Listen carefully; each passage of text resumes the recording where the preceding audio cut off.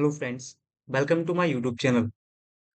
दोस्तों, आज हम स्टार्ट करने जा रहे हैं आरआरबी एनटीपीसी 2024 के लिए आर्ट एंड कल्चर वाला पोर्शन, जिसमें आज हमारी क्लास रहेगी भारतीय साहित्य पर बेस्ड।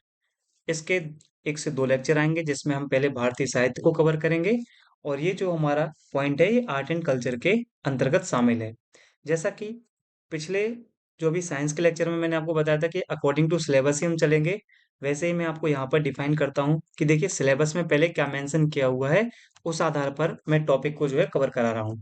तो आप जनरल अवेयरनेस का जो सिलेबस देखेंगे एनटीपीसी की जो साइट पर ऑफिशियली जो डाला हुआ है, तो वहां पे लिखा है art and culture, art and culture, जिसको मैं पूरा देखना है। वैसे में उन्होंने अलग से स्पेसिफाई किया है यहाँ पर इंडियन लिटरेचर, यानी कि भारतीय साहित्य। तो भारतीय साहित्य को हम सबसे पहले कवर करने वाले हैं। देन हम एंटर करेंगे आर्ट एंड कल्चर वाले पोर्शन पर। फिर हम मॉन्यूमेंट्स और प्लेसेस ऑफ इंडिया है। इस हिसाब से जो भी सिलेबस में जितने भी पॉइंट्स दिए हुए हैं CVT 1 और CVT 2, उन दोनों को टारगेट करके हम कवर करने वाले हैं। एक हमने पैरेलल प्लेलिस्ट अपने यूट्यूब पे बना दी है, जिसमें अभी हम टॉपिक स्टार्ट कर दिया है साइंस एंड लाइफ साइंस में, सेल वाला टॉपिक। इधर दूसरा टॉपिक हम उठा रहे हैं इंडियन लिटरेचर, और पैरेलल एक उठाएंगे हम गेम्स एंड स्पोर्ट्स का। तो ऐसे कर करके हम हर एक प्लेलिस्ट को सेपरेट बनाने वाले हैं, जो कि पूरी तरह से एनटीपीसी को ही डेडिकेट होगा। तो इस जनरल अवेयरनेस वाले पोर्शन में जितने भी सेक्शन दिए हुए हैं जीके के, उन सब की आपको एक प्लेलिस्ट मिलेगी, जो कि धीरे धीरे मैं आपको कंबाइंड क्लासेस जो कराता चला जाऊंगा, तो आपको देखने को मिल जाएगी हमारे प्लेलिस्ट में। क्लियर है? तो चलिए सबसे पहले अब हम बात करते हैं इंडियन लिटरेचर के बारे में, भारतीय साहित्य के बारे में।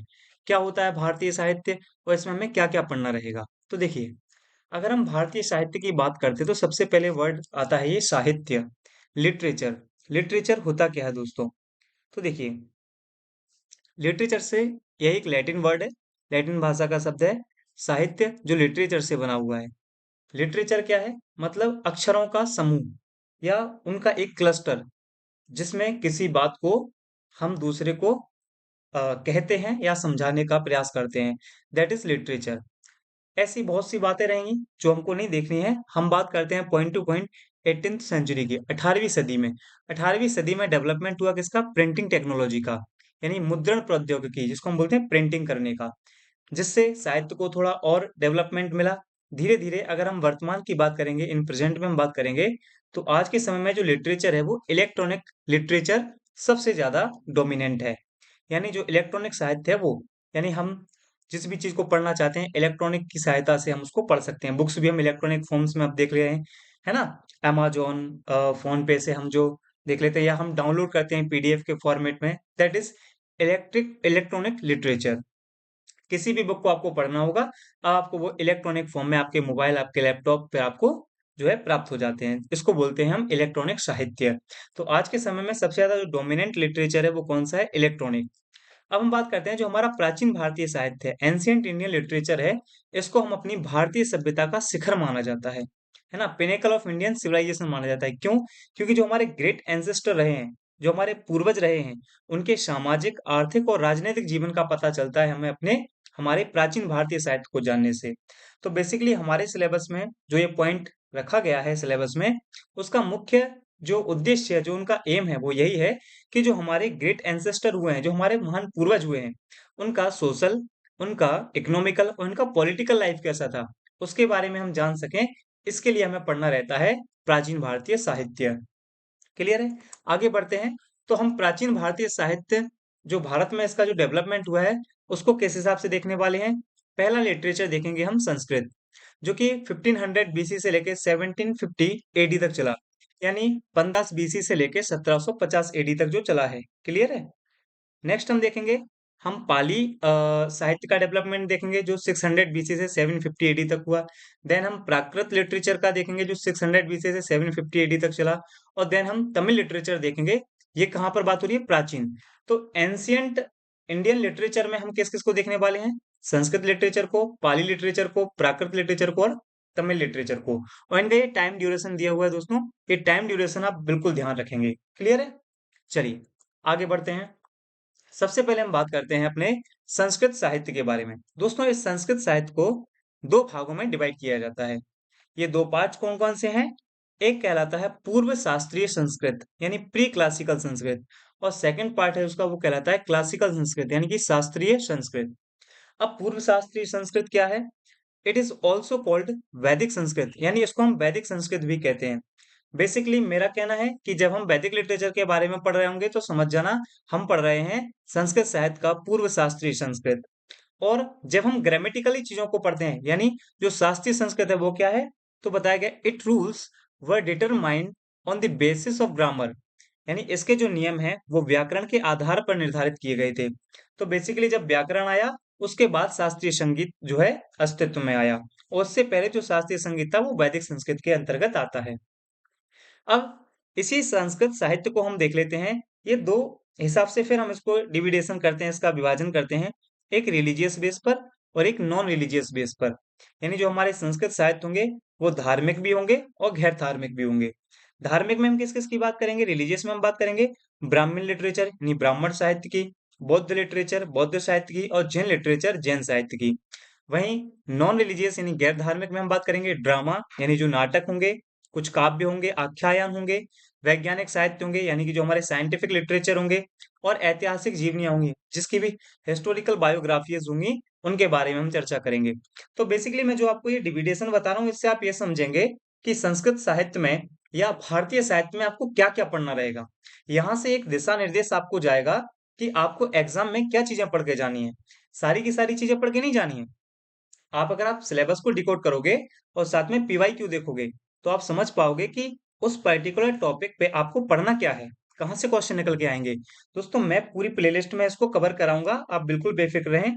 ये सारी चीजें जो कि आपके जनरल अवेयरनेस वाले पोर्शन में दी हुई हैं उनको कवर कराने की गारंटी मेरी है। क्लियर है? चलिए और आगे बढ़ते हैं। तो अब देखिए, सबसे पहले हम बात कर लेते हैं गैर धार्मिक जो हमारे संस्कृत साहित्य उनके बारे में, क्योंकि धार्मिक साहित्य थोड़े डिटेल में हमको पढ़ने रहेंगे, इसलिए पहले हम गैर धार्मिक साहित्यों को फिनिश करते हैं। गैर धार्मिक संस्कृत साहित्य में अब हम देखने वाले हैं। अब देखिए दोस्तों, यहाँ पे मैंने टोटल हिंदी में लिखा हुआ है बिकॉज यहाँ पर केवल फैक्ट है, तो आप मैनेज कर सकते हैं। जैसे सबसे पहले हम गैर धार्मिक संस्कृत साहित्य में जो अश्वघोष हैं उनकी बात करने वाले हैं। अश्व घोष ने क्या क्या लिखा है? तो इन्होंने, इनकी एक रचना है शारिपुत्र प्रकरण, जो कि इनका एक ड्रामा है। याद रखना है, शारिपुत्र प्रकरण।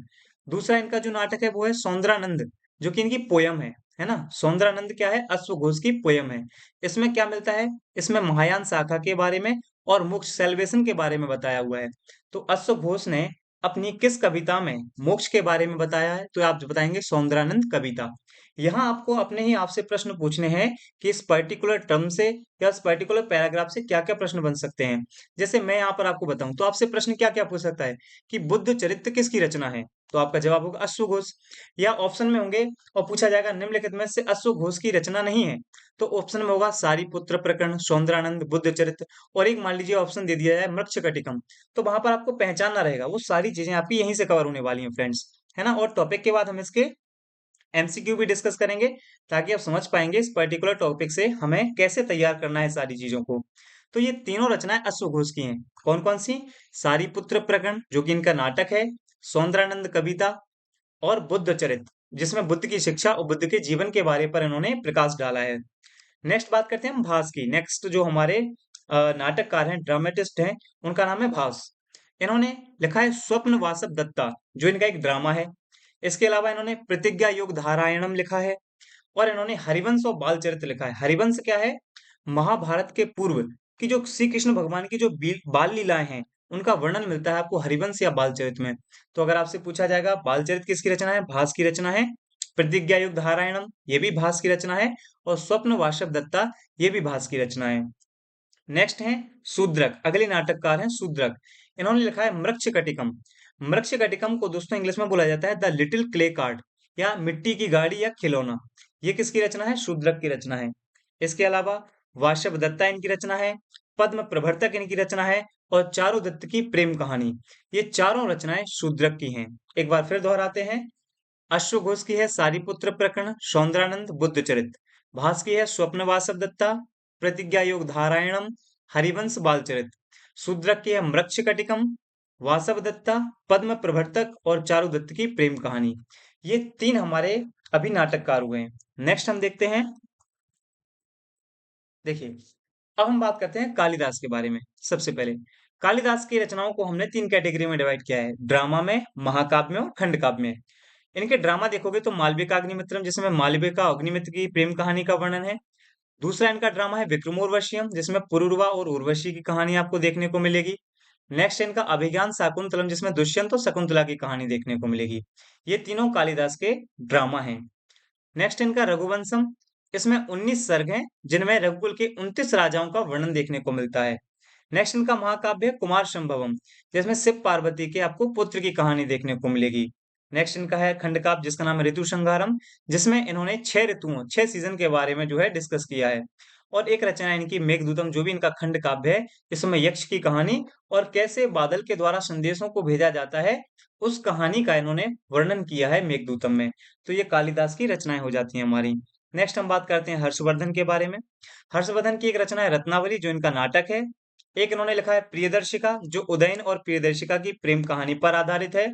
और एक उन्होंने लिखा है नागानंद, जिसमें इन्होंने बताया कि नागों को बचाने के लिए से कैसे जिमूत वाहन ने अपना आत्म बलिदान दे दिया था।